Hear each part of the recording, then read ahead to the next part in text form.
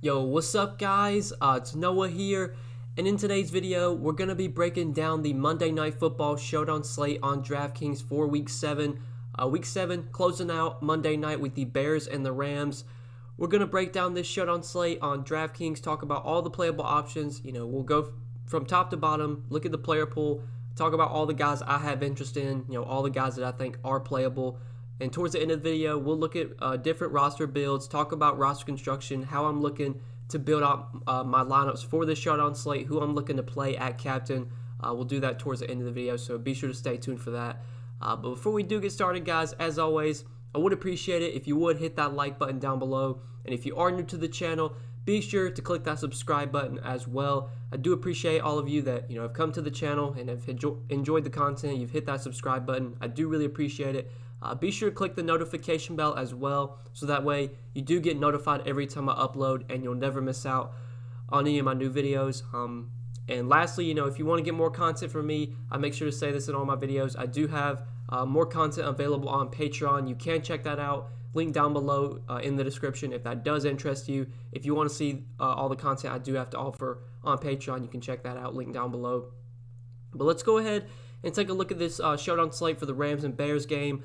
DraftKings, once again, huge tournaments, another millionaire maker for this Showdown slate, $2.25 million in total prizes with $1 million to first, $15 entry. So I expect, there's going to be a lot of action on this Showdown slate, even though it's not the best game overall, not the greatest team, should be probably a slow-paced game, low-scoring game. Still got huge contests on DK, so let's go ahead and take a look at the player pool. We'll start off at the top. We'll just start off with the quarterbacks first. You got Jared Goff for $10,400 in the flex. He's actually the most expensive player overall. And then you have Nick Foles at $9,800. So just looking at the two quarterbacks, usually the quarterbacks are always going to be in play for me. And once again, that is the case here. I definitely think, the quarterbacks are two of the safer options on the board. Quarterbacks just give you such a high floor compared to running backs and receivers. There's definitely some receivers that have, a lot of upside, like Allen Robinson, Cooper Kupp, Robert Woods. We've seen kind of so far this season the floor on those guys, specifically, the Rams receivers. These guys do have somewhat of a low floor, whereas Goff and Foles, even in their bad games, they're still going to give you, 15 to 18 points. It's just really hard for quarterbacks to completely kill your lineups on this Showdown slate. Like, you'll have scenarios where quarterbacks will score 13 or 14 points, and you'll still see them be in the winning lineup. So I'm always going to have interest in the quarterbacks. I like both once again. If I can only choose one, I do feel better about Jared Goff. I just like what I've seen from Jared Goff so far this season. Nick Foles, he hasn't been great for fantasy. In the 4 games that he started, he's been under 19 DraftKings points in every game. He has yet to eclipse 20 DK points, which is definitely somewhat of a concern. But it's a Showdown slate. I'm not going to let that, scare me off of Foles. I do like him here, but like I said, I prefer Jared Goff. Goff's not someone I normally play. I don't think I've played him at all this season, even when he's been on the main slate. But this is a spot, like I said, a single game Showdown slate, you're going to be playing the quarterbacks. The Bears have a solid defense, but Goff has a path to, 20, 25 DK points. He has a pretty solid floor of 14, 15 DK points. I don't think we're going to get like an 11-point game from him like we did against the Giants. Even if he has a bad game, he still should be able to give us, 15 to 18 DK points, be a solid play, most likely be in the winning lineup. I don't think I'm going to be playing the quarterbacks at captain, because rarely do you see quarterbacks, in the winning lineup at the captain spot. Normally you see running backs and pass catchers in the captain spot, but as flex plays, both quarterbacks have a lot of interest in. If I can only choose one, prefer Goff, but I'm pretty sure I'm going to have plenty of lineups where I do play both. And then we'll just start off, with the top tier receivers. You got Allen Robinson for $10K, Cooper Kupp $9,200, Robert Woods $9K. So just starting off with Allen Robinson, it's not the best matchup for him. I assume he's going to see some shadow coverage from Jalen Ramsey. Ramsey is a very good corner. He's not an easy matchup by any means. But Allen Robinson is just such a talented receiver, and, he is by far their most targeted receiver. Like, there's no one on this team that even comes close to the amount of volume that Allen Robinson gets. It's not like we have a scenario where you have, like, a number 1 and then a number 2. It's not like a Tyler Lockett and a DK Metcalf or a Mike Evans and a Chris Godwin. It's literally Allen Robinson and then just, a bunch of guys that aren't going to get much volume, that aren't very consistent. So I feel pretty good about Robinson even in a tough matchup. The target volume is going to be there. Since Nick Foles has taken over at quarterback, like that's actually been really good for Robinson because Nick Foles has been targeting Robinson a ton. Double-digit targets in 3 of his last 4 games. Just been getting all the volume, and even though it's a tough matchup, I still like Robinson a ton. I think he definitely is captain worthy. He has the upside to, put up a good captain score. Like he has 25, 30-point upside.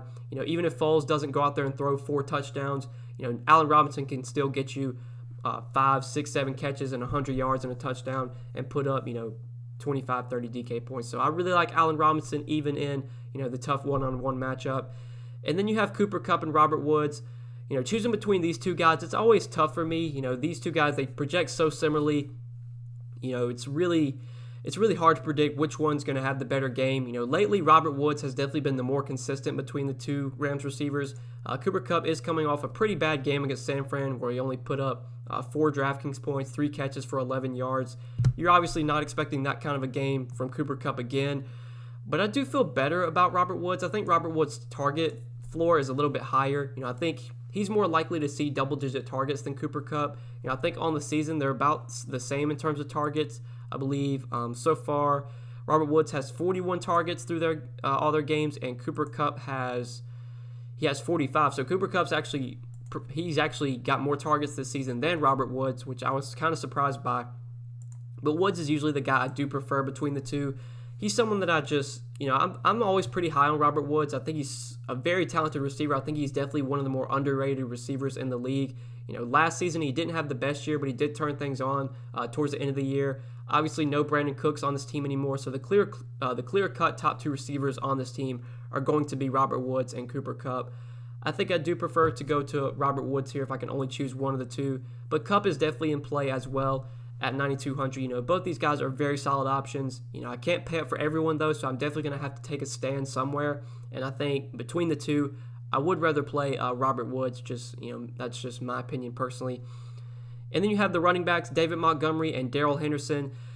Choosing between the 2 running backs, I think I do prefer David Montgomery here. David Montgomery is not someone that I enjoy playing. Feels like every time I play this guy, like he doesn't do anything, but he's getting all the volume right now. Last week against the Panthers, got 23 touches, 17 against Tampa Bay, 13 against the Colts. With no Tariq Cohen, like David Montgomery has pretty much been an every down back. He's getting more usage in the passing game as well. Like his passing game usage has started to trend up. 6 targets, 8 targets, 5 targets just his last 3 games. Getting the carries as well. We know if they get down to the goal line, David Montgomery is going to be the guy punching it in. It's not a good matchup. The Rams have a good front 7. They're a pretty good defensive team overall. But Montgomery's just going to get so much volume that I do prefer him over Henderson. Henderson, his volume is definitely, it's there as well. Like he's been their RB1. They still have Malcolm Brown. They still have Cam Akers. But Henderson's kind of been the guy the last few games. 18 touches against Washington, 14 touches against San Fran. I think he's probably the more talented running back. I think Henderson, overall gives you, like he's more of a higher upside running back, but I think the volume that David Montgomery gets, his workload, is what makes me prefer him over Henderson. Just because, the Rams do have Malcolm Brown, they do have Cam Akers, like those guys, if they come out and start playing really well, like they could definitely take some touches away from Darrell Henderson, whereas there's really no one on the Bears that's going to take touches away from David Montgomery. Whether they're playing with a lead or they're playing from behind, he's going to be out there on the field. So just choosing between the 2 running backs, I do prefer David Montgomery. Even though he's not the most efficient runner, not the best guy to target for fantasy overall, just because it doesn't feel like he ever puts up much of a ceiling game. His workload is just so secure right now. Should be locked in for close to 20 touches, and he's pretty much game script proof. Like they've been using him a lot in the passing game when they're trailing, and if they have a lead, they'll definitely, pound the rock with Montgomery. So that's just my thoughts there between the 2 running backs. Then you have like the tight ends. You got Jimmy Graham, 7,200, Tyler Higbee, 6,200. So Jimmy Graham's actually been pretty good with the Bears this season. Like he's definitely kind of been like on a resurgence, I should say. Like I thought Jimmy Graham was like complete dust. I mean, this dude barely did anything last year when he was with the Packers. He's actually had a pretty good season with the Bears. Been productive the last few games, getting getting solid volume. Anywhere from like 5 to 8 targets per game. They'll use him a lot in the red zone. I mean, he's still a really big body. At 7,200 though, like I just don't know what his upside is. I don't think we're going to see another game where Jimmy Graham, gets 2 touchdowns, 20 plus DK points. Like, I just don't think that's very likely. That's not in his range of outcomes often. I'd rather find salary to get up to, the running backs or to get up to Cooper Kupp or Robert Woods. So I don't really see myself playing Jimmy Graham. I think he is slightly overpriced, in my opinion. Tyler Higbee, someone that I was pretty high on heading into this year, and he has been a huge disappointment. Probably one of the biggest disappointments of the season. I mean, Tyler Higbee, especially last season, towards the end of the year, he was absolutely crushing as the Rams, top tight end. He pretty much started outplaying Gerald Everett. They kept playing, or they were playing Higbee way more than Everett. Like, they were just letting Higbee pretty much command that, number one tight end role. And he was smashing last season, putting up monster games, had some games over 100 yards. I know he had like a few 25 or 30-point games last season. I thought we were going to see, a lot last season, what we saw last season, I thought we were going to see this year. And that just really hasn't been the case. Like, he's not been that productive. Hasn't, his target volume is not secure at all. Like, the most targets he's seen is 5. He got 5 targets against Philly. He did have 3 touchdowns, but that was a really, kind of an outlier performance. I mean, he only caught 5 balls, and 3 of those 5 were for touchdowns. You obviously don't expect that to happen again. I mean, Tyler Higbee is really hard to trust right now. He's also kind of like, they've been involving Gerald Everett more. Like, I'm pretty sure they both ran the same amount of routes last week, and they were both on the field for like 75% of the snaps. Like, they've been definitely running like 2 tight end stuff, like getting Everett involved. So honestly, like at 7,200 and at 6,200, I think Tyler Higbee and Jimmy Graham are probably going to be avoids for me. I think both guys are just a little bit too expensive for me. I just don't see myself paying that price for them. If I build out a lineup, if I'm hand building a lineup and I have 6,200 left for my last spot, or I have 7,200 left, in that case, I could see plugging them in, but I don't see myself building around Graham or Higbee. I'd rather save salary and play some of these cheaper receivers, cheaper tight ends that we'll talk about. Like Gerald Everett for 4,800, I do have some interest in. He's definitely been trending in the right direction, and getting more playing time, running more routes. Like I said, last week I believe he played on 75% of the snaps, about the same amount as Tyler Higbee, ran about the same amount of routes as well. And at 4,800, if we're going to get similar snap share and similar routes run to Tyler Higbee, like, why am I going to pay 6,200 for Higbee when I could get, Everett, who's pretty much going to do the same thing as Higbee, for cheaper? So I'd rather go to Everett, 4,800. Overall, he's not my favorite value. There are some other guys that are cheaper that I do prefer over him. But if I had to play one of the 2 Rams tight ends, I think I would rather go with Gerald Everett. Darnell Mooney, you have at 4,400. I don't mind him either as a cheap option, but we're going to talk about Anthony Miller. I think Anthony Miller is probably my favorite value because he is so cheap on this Showdown slate. But Mooney, you could target, his target volume, you never know what you're going to get from him. He could get 5, 6 targets. He could get 8 or 9 targets. Like, you just don't really know here. He hasn't really shown much upside this season. I mean, his best game was week 2 where he put up 12 DK points. Like, none of these guys I feel confident in at all. Like, a lot of the players in this game have been having terrible seasons. Like, Allen Robinson, Robert Woods, Cooper Kupp. Like, these are the only guys I feel confident in.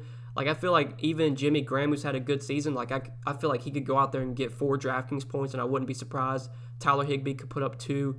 I mean, Gerald Everett could disappoint. Like, none of these values have very high ceilings, just in my opinion. So it's kind of tough. Like, we're going to have to play somebody for cheap. We can't just pay it for everyone. We're going to have to find some value somewhere. I think this is one of those slates where playing the kickers makes some sense, just because the kickers could maybe give us, 10 to 12 points. And that might be more than, what Everett scores or what Mooney scores or what, Malcolm Brown. I mean, he's not going to be a guy I look to. But I do have interest in the kickers. I think the kickers are much more appealing on this Showdown slate than, a normal one or any other Showdown slate, just because I'm not too confident in many of the values. Between the kickers, I don't really have a preference. You just play whichever one fits in your lineup. It looks like Sam Sloman is going to be the kicker for the Rams. Right now they have 2 kickers listed, but I'm pretty sure Sloman's their starting kicker. He's going to be the one you want to play. And then you have Santos on the Bears side. Really just play whatever one fits. I wouldn't play both kickers. That's something I normally don't do. I would just try and keep it to 1 per lineup. But playing one of the 2 as value does make some sense. If they can give you 10 to 12 points, that's probably going to be more than some of these other guys score that are priced similarly to them. Malcolm Brown, don't really see myself going to him. Sure, there's a path for him to maybe score a touchdown or something. Maybe he could see a few more touches if he comes out there and plays really well and if Henderson's struggling. But I really don't like playing backup running backs. That's just something I don't really do.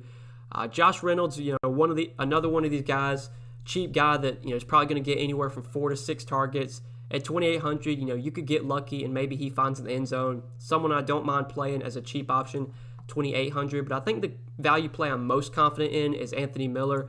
He's only 2,200. I think he's just a little bit too cheap here. Anthony Miller hasn't been doing really anything just the last few weeks. He got off to a pretty good start at the beginning of the season. Did have a big game, or not a big game, but a solid game week 1. 4 catches, 76 yards and a touchdown against the Lions. Had a solid game against the Falcons as well. 2 catches, 41 yards and a touchdown. But really since then he hasn't done anything. His target floor is pretty low. Like 5 targets, 4 targets, 3 targets. Like you don't really know what you're going to get from Anthony Miller. But he's going to be on the field a ton. He's going to run routes. I mean, he's pretty much the Bears' number 2 receiver. You could argue he's the number 3 receiver with how Mooney has kind of played better than him. But still, 2,200 for Anthony Miller. Like this is a guy that has shown some upside in the past, and he's shown some upside in so far this season. At the beginning of the year, he has the potential to go 5 catches, 50 yards and a touchdown, get you 16, 17 DK points. Like at 2,200, I think he is definitely one of my favorite punt plays just for value. I don't think he's a guy I probably will be playing a captain. I just don't think that's really necessary. But as a cheap flex option, definitely give me Anthony Miller at 2,200 as just one of the better values overall. I don't really see myself playing anyone else below him. Cole Kmet, Cordell Patterson, Cam Akers. Cam Akers, I wish he would get more playing time, but they're just not really involving him. He was active last game and he didn't play at all against the 49ers. They came out and said they were going to get him more involved in that game, and he didn't even touch the field. Or I think he played 1 snap. I can't even remember, honestly. I mean, he's pretty much their 3rd string running back. You don't really want to play a 3rd string running back. Just the path for him to hit a ceiling is really low. I know he doesn't have to put up a big game when he's only 1K, but there's a legit chance he doesn't even touch the field. So once you get past Anthony Miller, there's really no one else I want to play. I think Miller is the cheapest guy that I actually have interest in. So that's just my thoughts on the player pool. We broke that down top to bottom, talked about all the playable options, the guys I have the most interest in. Let's take a look at some roster construction, different lineup builds real quick just before we end the video. So we talked about it earlier. I think some of the higher upside options on the Showdown slate are probably the pass catchers, the top tier pass catchers. So Allen Robinson, Cooper Kupp, Robert Woods. These are the guys I think I have the most interest in as captain plays. Allen Robinson, I think, is the guy I'm most confident in just because his target floor has been so high recently. And even though it is a tough matchup with Jalen Ramsey, I mean, Robinson's going to get probably double-digit targets, has 20, 25-point upside. We've seen him go for that earlier this season. I know he had like a big 30-point game, I believe. Yeah, 31 against the Falcons, 26 against the Colts. I like Robinson at captain. If I am playing Robinson at captain, then I do want to pair him with the quarterback. I always say this, if I'm assuming that Robinson picks up a big game and I want to play him at captain, that obviously means Nick Foles is going to be contributing to that. Robinson, if he goes out there and gets 2 touchdowns, it's very likely that Nick Foles threw those 2 touchdowns to him. So we'll plug in Nick Foles with Robinson. I think I want to try and get both quarterbacks into this build because I think that's the way I want to go. I just feel like both quarterbacks have a very high floor, a lot higher than some of these pass catchers at the top. Although I do like the upside you get from Cooper Kupp and Robert Woods, we have seen both those 2 guys who do have pretty low floors. Both those guys could go out there and score double-digit DK points. So let's plug in Goff with this build. Now we're definitely going to need to find some value. We talked about it earlier. I really like Anthony Miller. I think he's one of my favorite values at just 2,200. I definitely think he is way too cheap. And once we plug in Miller, that leaves us 6,300 remaining per player for our last 2 spots.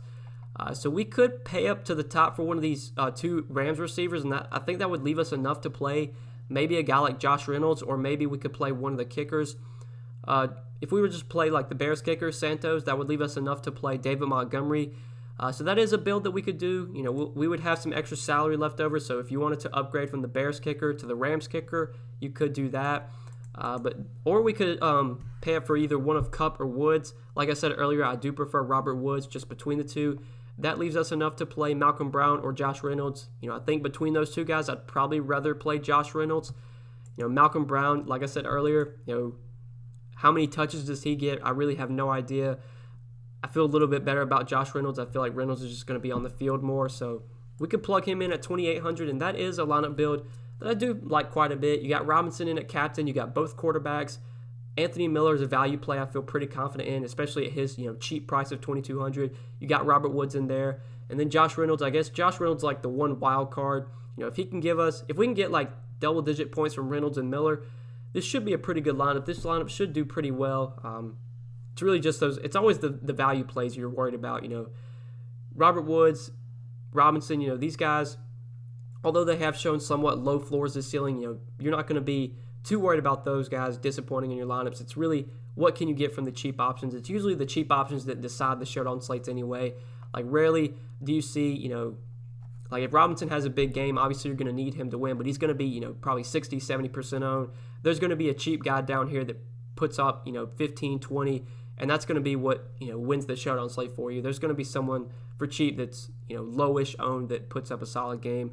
It could be a guy like Robert Wood, or it could be a guy like Anthony Miller, maybe Josh Reynolds. We talked about it earlier. Anthony Miller, really like him as a value for $2,200. Reynolds, I don't mind either, $2,800. Just two guys that are going to be on the field a ton, that are going to run routes, and that's what I'm looking for, when I'm looking for cheap options.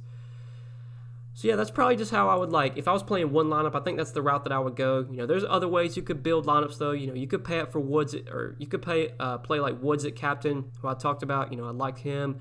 Like I said earlier, I don't think there's really any cheap captains I'm going to be on. Normally I like trying to find a cheap captain that I think has upside, but I just don't know if there's any cheap guys that are captain worthy. I mean, I guess like if you were to play Anthony Miller at captain, like that would just let you play pretty much anything you wanted. You could play both quarterbacks. You could play Allen Robinson. You could play one of the two Rams receivers, and that would still leave you enough for like Jimmy Graham. Don't really like that though, but you could play Montgomery. That would leave you, you'd be 100 short of Darrell Henderson. I would like that build, but I guess we could drop down off of Allen Robinson maybe. We could take out Robinson, put in Cooper Kupp, and then that would leave us enough to play both running backs. We still have some money left over as well, so we could upgrade maybe, or we could maybe downgrade from Kupp to Robert Woods if we wanted to go that route. I could see maybe playing a lineup with Anthony Miller at captain, just because we've seen, he has at least a path to maybe 15, 20 DK points. And if he does that, I mean, at 3,300 as a captain play, like he will definitely be a viable captain that could, be at the top of the leaderboards. Like if Anthony Miller goes out there and puts up 8 Draftkings points and you play him a captain, you're probably going to be, in bad shape. But if you can get double digits, like 12, 13 DK points from Anthony Miller, he could definitely be captain worthy as long as really no one else, goes out there and smashes. If Allen Robinson puts up 25, 30, or Robert Woods, Cooper Kupp, if one of those guys puts up like 30, that's probably who you're going to need at captain. But I don't see really anyone putting up a massive game. I think this is going to be a pretty low-scoring game.